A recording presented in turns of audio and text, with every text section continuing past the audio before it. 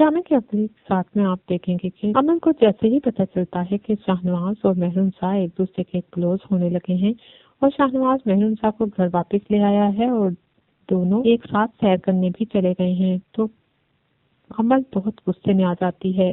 وہ پہلے ہی شاہنواز کے حوالے سے بہت سیریس ہوتی ہے، لیکن جب وہ مہرنسا اور شاہنواز کو میڈیا پر دیکھتی ہے ایک ساتھ تو وہ غصے سے پاگل ہو جاتی ہے۔ امن سوچتی ہے کہ وہ کچھ نہ کچھ ایسا ضرور کرے گی کہ شاہنواز اور مہرنسا ایک دوسرے کے ساتھ خوش نہ رہ سکیں۔ وہ آگے گھر آتی ہے اور اپنی کزن زین کے ساتھ مل کر پلان بناتی ہے کہ کس طرح مہروز سے چھٹکارا حاصل کیا جائے۔ شاہنواز اور مہرنسا سیر کے لیے گئے ہوتے ہیں۔ جب امل آتی ہے تو وہ بہت غصے میں ہوتی ہے۔ وہ اپنے کہتی ہے کہ آپ نے میرے ساتھ اچھا نہیں کیا۔ اس کی کہتی ہے میں اپنی گڑیا کو ہی بہو بنا کر لاؤں گی، تم فکر مت کرو، بس دیکھتی جاؤ کہ میں کیا کرتی ہوں، اس لڑکی سے تو میں چھٹکارا حاصل کر ہی لوں گی۔ امل کہتی ہے پھپھو آپ مجھے ایسے ہی تسلیاں دیتی ہیں، میں جانتی ہوں کہ یہ مہرنسا اپنے آپ کی زندگی سے نہیں جائے گی، میڈیا کے خوف سے آپ اس کو اپنے گھر پر بار بار لے آتے ہیں اور آپ کے گھر پر ہی اس نے قبضہ جما لیا ہے، اور تو اور یہ شاہنواز کو بھی اپنا شوہر کہتی ہے اور اس پر بھی ملکیت جھاڑتی ہے۔ امل کہتی ہے کہ میں اس لڑکی کو مزہ چکھا کے رہوں گی اور میں اس کو دکھاؤں گی کہ محبت کیا ہوتی ہے اور کس طرح اپنا حق چھینا جاتا ہے۔ اس نے شاہنواز کو مجھ سے چھین لیا، میں اس سے اس کی محبت اور اس کی خوشی، اس کی زندگی ہی چھین لوں گی۔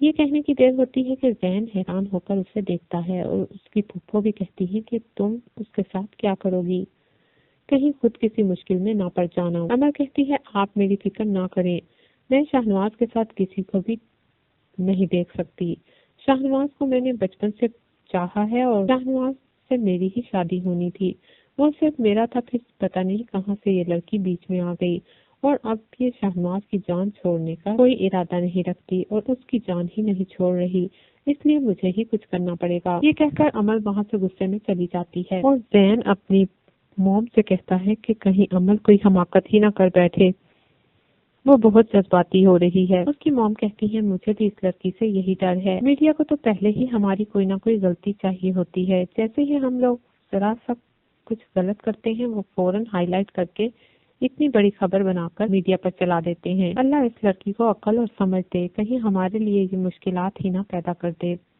دوسری طرف شاہنواز اور مہرنسا سیر کرنے گئے ہوتے ہیں اور وہاں شاہنواز مہرنسا سے اپنی محبت کا اظہار کرتا ہے، لیکن مہرنسا ابھی بھی اس کی محبت کا یقین نہیں کرتی۔ وہ اسے کہتی ہے کہ اسے محبت پر اب یقین نہیں رہا۔ شاہنواز کہتا ہے مہرنسا ایک نہ ایک دن تمہیں میری محبت پر ضرور یقین آ جائے گا، اتنا تو میں جانتا ہوں، کیونکہ میری محبت میں سچائی ہے اور سچائی اپنا راستہ بنا ہی لیتی ہے۔